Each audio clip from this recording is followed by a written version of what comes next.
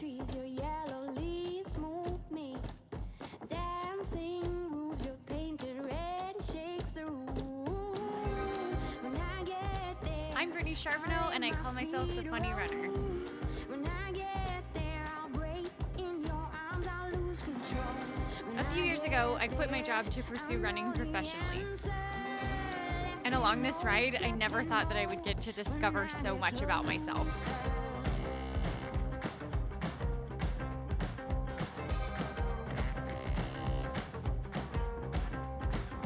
Winterland, you're my sailing ship. Guide me in when you head for your trip. Right out of this wicked black and into bright sand.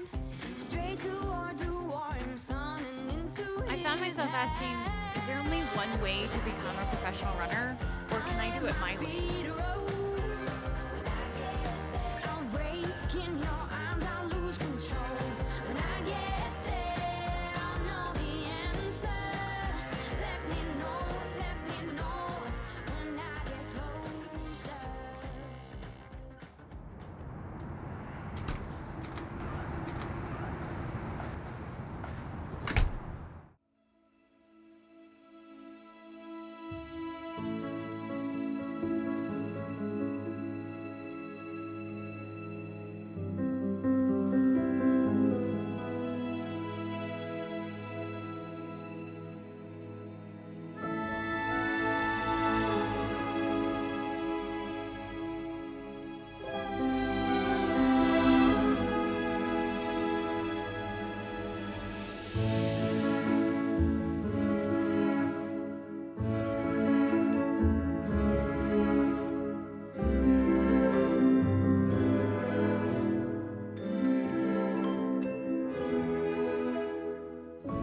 Nailed it.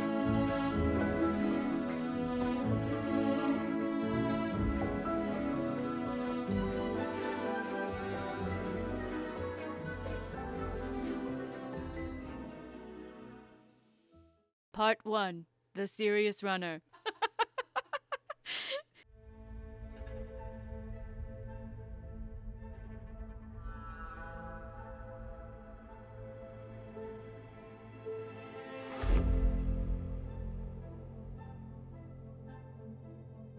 When I first quit my job to become a professional runner and really pursue this dream that I had of becoming a professional runner, I just took the cues from what I thought I saw. So I was on social media and was looking at what other runners were doing and what was being put out there, and just thought that that was how I needed to do things. I needed to be an intense runner all the time, and this needed to be an all-encompassing thing.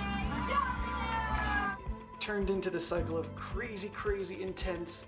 I need to do this, I have to do this, I have to do this.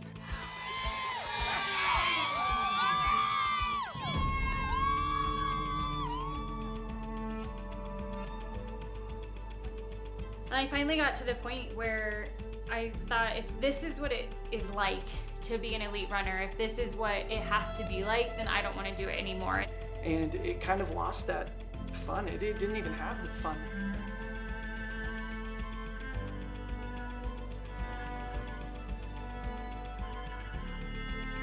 In 2018, I found myself leading the New York City Marathon, my first major marathon as a professional runner. In my head, I had this idea of what an elite runner should look like and act like and be like, and it was just not fun. I was pushing so hard to be somebody that I wasn't, and I was just exhausted. I lost the lead pretty early on and got 17th with a 2:36, but I still felt like a failure, and something felt off. Why did I feel this way? What was not making me satisfied? After the New York Marathon, I was training for the London Marathon that next spring, and I again kept pushing so hard, and finally my body had had enough. And I think looking back mentally, I had also had enough. And I ended up with an injury and had to pull out of the race the day before we got to run. You want me to walk.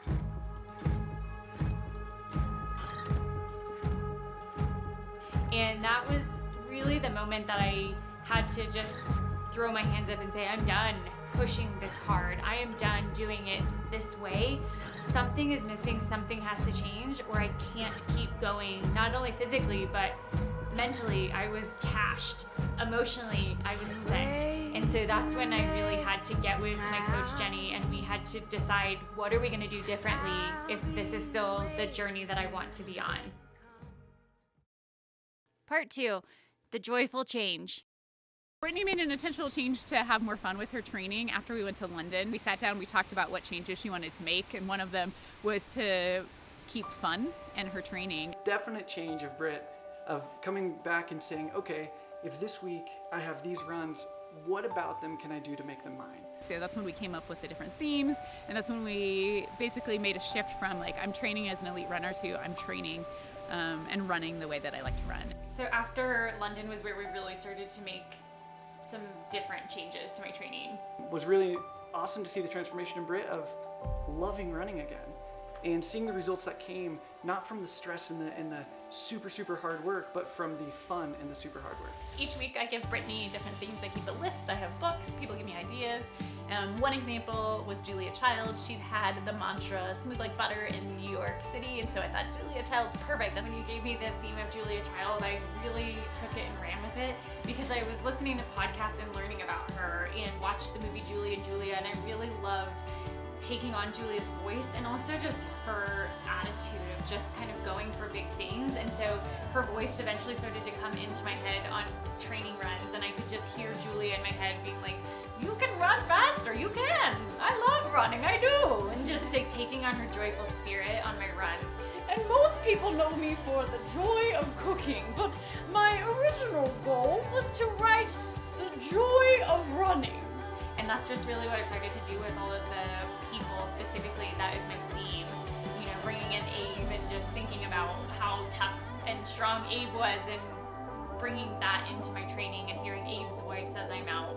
Settled the country, did all the things, and then I got my face on a penny for really gross runners to find 200 years later. I have my good luck Abe case. This was me at Mount Rushmore when I found a penny dressed as Abe Lincoln. So I'm a former art teacher, taught art for 10 years. I love having art mixed in with running. They go hand in hand.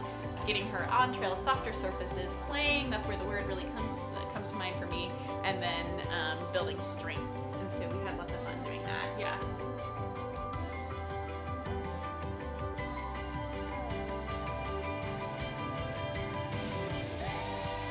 And the other piece that we added to keep it fun was sister runs. I told her that she should run with her sister. She said it's not. I remember you distinctly said, well, it's not in my training plan. And so I actually just, in her training plan, made it sister runs. And the idea of that is it's just an easy recovery run. It's conversational pace. Weekends have now become my church with my sister. So these are my trail runs. I call them Twinsy Trail Runs.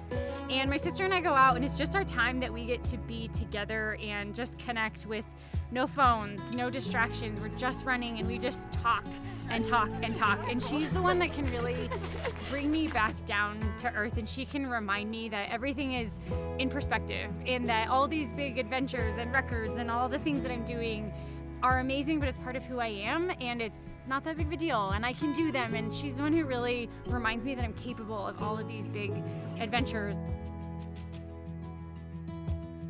Our runs together started as I was leading up to training for the Olympic trials. They're my runs. My coach built them into my plan so that way I'm not trying to blast the trails. I'm really enjoying it, and I'm getting to enjoy the company. So they're meant to be very mellow, just fun runs that we do together. 10.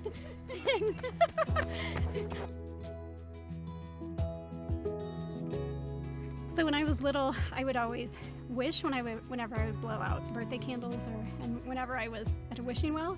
With pennies especially, I would throw them into the fountains wishing for a little sister. And so when I turned 9, I got the most amazing news that my mom was going to have a baby, and I was so thrilled. And little did we know, it turned out that literally every run she goes on, she finds pennies. Mm-hmm. I pick up pennies on all of my runs, and they're my affirmations that I'm on the right path. And Abe Lincoln's my favorite president. Part 3, Trials and Trails. Those same mindsets do tend to creep back in though. So in 2019, I won the Marine Corps Marathon, and I had so much pressure that I put on myself because there was a course record on the line, and it didn't happen that day. It was a super rainy day. It just wasn't there, but I was putting all of that pressure back on myself again. I noticed that same pattern come back into my head. And so I made the decision after Marine Corps that even though I won that race, I was not going to not enjoy a race like that again. As I was leading up to the 2020 Olympic Marathon Trials, I made a decision in my head that I was gonna do that race my way and I was gonna enjoy every minute, and I had no pressure. I took all the pressure off of myself and ended up having one of the best times of my life and one of my best performances I've ever had in terms of road racing.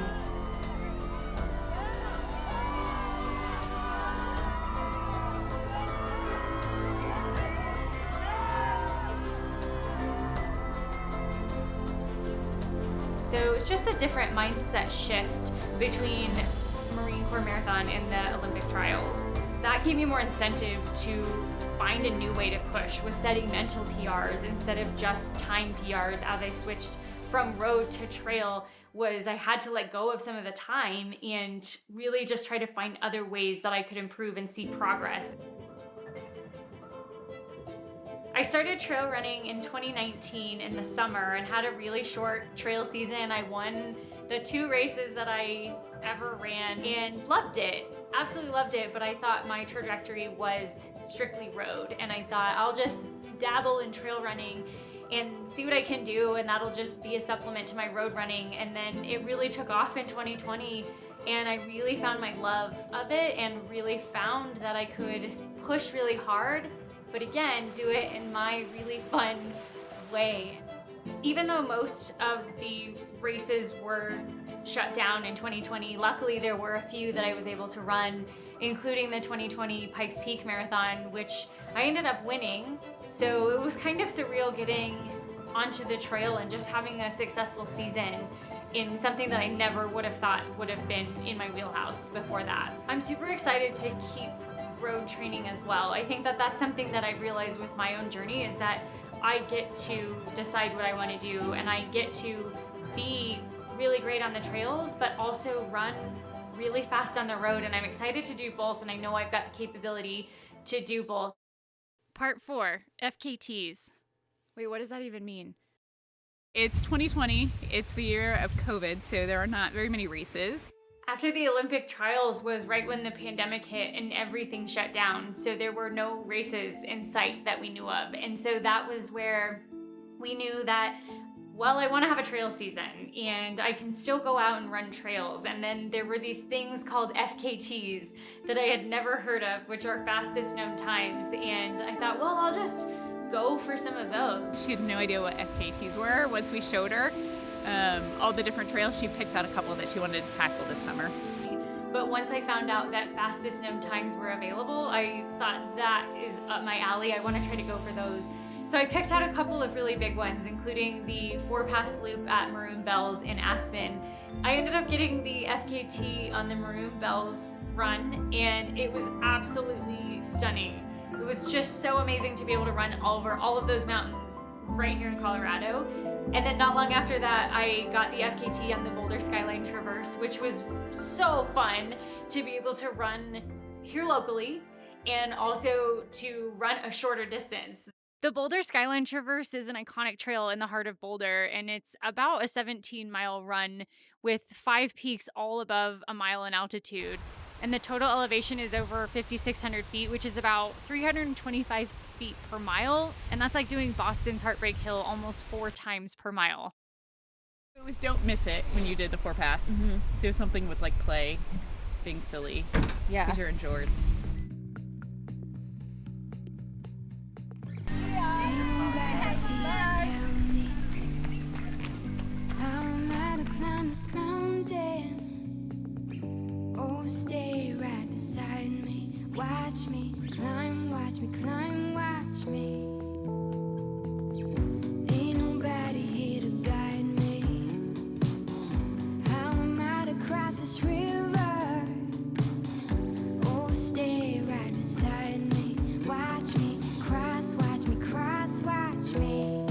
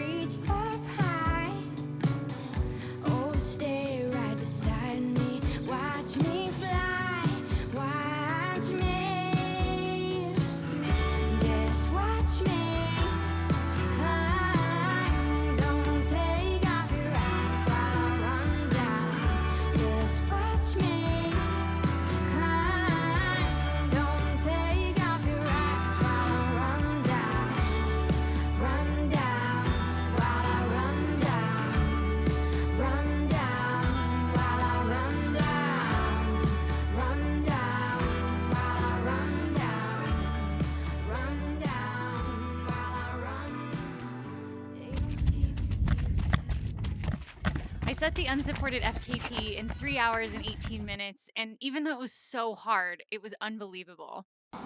Yeah! Oh my God. Did it. Did it. That was really hard. Part 5, the performance artist. Back then, before London, she wasn't even close to the runner she is today because she was not having any fun. She was just work, work, work equals success. And it's cool to see today it's fun and playfulness actually create really, really great results of being able to work harder. It's really exciting to see the performance benefits that Brittany's had since we made the changes after London. Her performance has improved. Getting back to having fun really brings her back to why she started running, why anyone started running. That's not to say that her training doesn't have specific purposes to it. Each week she has workouts, she has pace goals that she's trying to hit, she has long runs, but I'm the one taking a look at that data and making predictions to see what's gonna happen on the road and what her possibilities are on the trail. It's really cool to see her take her themes and then turn them into works of art, really own being an artist. I'm a former art teacher. I mean, how cool is it that I get to be a running coach and art teacher at the same time? I'm living my dream doing that. It's just really neat to see all of the pieces coming together and taking her performance to the next level. Really, she's one of the best marathoners in the country and one of the absolute top trail runners in the world. And that's after only a year. Like, really, what are the possibilities? The coolest thing to see is there was so much fun brought into it that really bled into everything else that she's doing outside of running, of just knowing where she's going, but knowing it doesn't have to be this rigid, stressful, crazy schedule. It can be a very focused, intense, amazing, fun schedule. And it's been cool to see really just how she's progressed and become faster and a better, more well-rounded runner just by adding these few things of allowing herself to give herself that joy. Once we started to incorporate all of the fun, playful elements was when this whole other artistic side of me really started to come alive that I didn't even know was there, which was so fun to discover. I found out that I'm a digital artist and I get to incorporate my characters on my runs, so I get to do essentially performing art on my runs and my workouts. And so it was this wonderful coming to life of this whole other side of me that I had no idea wanted to be out and that existed, and really is now just such a pivotal part of everything I do in my training. Throughout this whole journey, I've realized that there actually is only one way to become a professional runner, and it's to do it your way. So I hope that anybody else out there with a big, crazy dream knows that they have permission to play and be weird and be joyful and do it their way too.